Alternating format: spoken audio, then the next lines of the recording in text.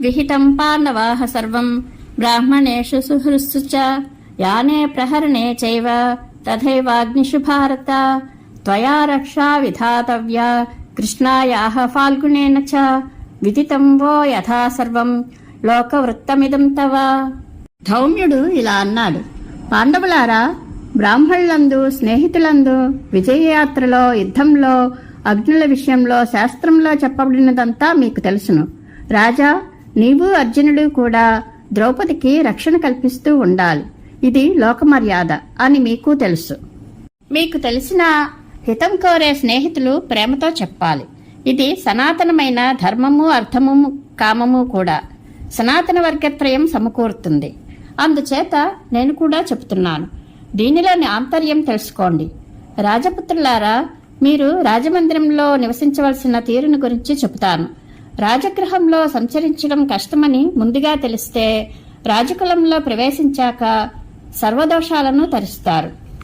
అగౌరవం జరిగినా గౌరవం జరిగినా అజ్ఞాతంగా ఈ సంవత్సరం అంతా గడిపి తరువాత 14వ సంవత్సరంలో సుఖంగా జీవించండి. రాజుగారిని చూడటానికి ముందు ద్వారపాలకుని అనుమతి పొందాలి. రాజసంపదల మీద మక్కువ పడరాదు. ఇతరులు ఆశించని ఆసనాన్నే కోరుకోవాలి. నేను రాజుకు ఇష్టుడని కదా అని రాజుగారి వాహనం కానీ, శయ్య కానీ, పీఠం కానీ, ఏనుగుని కానీ, రథాన్ని కానీ అధిరోహింపరాదు. అలా ఉన్న నిపుణుడే రాజు దగ్గర నివసింపగలుగుతాడు. ఎక్కడ కూర్చుంటే దుష్టులు అనుమానిస్తారో అక్కడ నేర్పరి కూర్చుండరాదు. అటువంటి వాడే రాజభవనంలో నివసింపగలడు. రాజు అడగకుండా ఎప్పుడూ రాజుకు కర్తవ్యం బోధించకూడదు. ఊరికే రాజును సేవించాలి. సమయం తెలుసుకుని ప్రశంసించాలి. అసత్యం పలికే వారిని రాజులు దోషులుగా చూస్తారు. వాడు మంత్రి అయినా సరే అవమానిస్తారు. రాజుగారి భార్యలతో ఎన్నడూ సాంగత్యం చేయరాదు. అలా అంతఃపురంలో తిరిగే వారితోనూ, రాజుగారు ద్వేషించే వారితోనూ, రాజశత్రువులతోనూ మైత్రి చేయరాదు. చిన్న పనులైనా రాజుకు చెప్పిన తరువాతనే చెయ్యాలి. ఇలా రాజభవనంలో చరించేవానికి ఎప్పుడూ హాని కలగదు.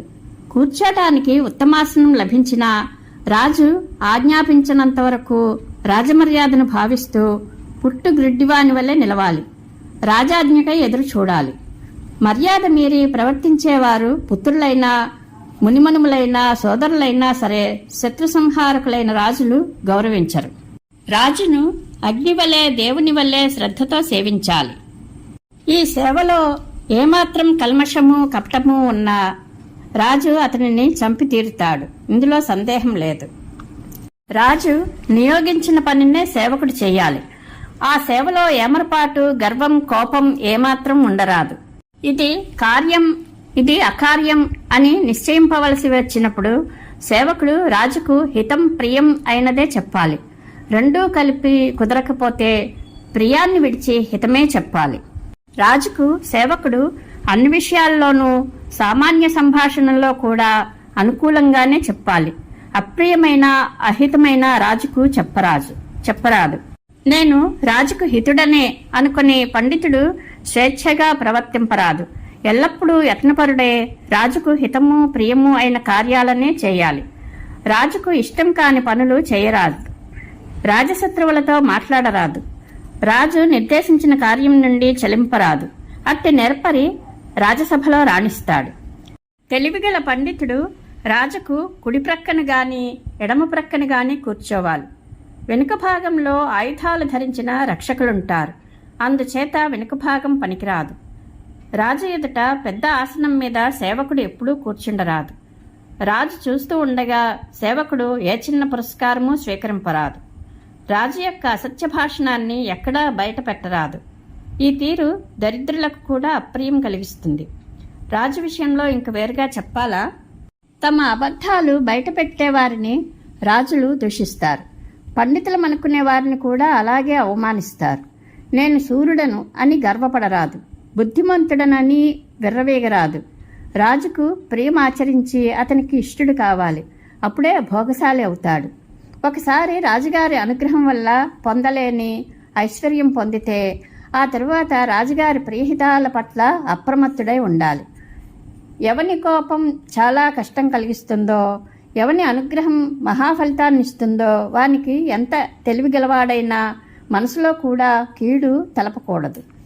రాజు దగ్గర పెదవులు కొరకరాదు, చేతులు చాచరాదు, మోకాళ్ళు కాచుకొని కూర్చోరాదు, సాగదీసి మాట్లాడరాదు.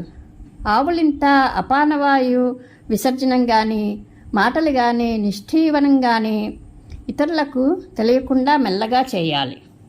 ఇతర సేవకులు ఎవరైనా నవ్వుల పాలవుతున్నప్పుడు ఎక్కువ సంతోషపడరాదు, పిచ్చివాని వల్లే నవ్వరాదు, అతి ధైర్యంతో ప్రవర్తింపరాదు. అలా ఉంటేనే గౌరవం పొందుతాడు. సంతోషాన్ని కూడా మృదువైన చిరునవ్వుతో ప్రదర్శించాలి. లాభం కలిగితే పొంగిపోకుండా, అవమానం కలిగితే కుంగిపోకుండా నిత్యము ఏకాగ్రతతో రాజసేవలో ఉండేవాడు రాజసభలో చిరకాలం ఉంటాడు. రాజుని కానీ రాజకుమారుని కానీ సదా ప్రశంసించేవాడు మంత్రియో ఆస్థాన పండితుడో అయ్యి రాజుకు ప్రియుడై చిరకాలం రాజసభలో మనగలుగుతాడు.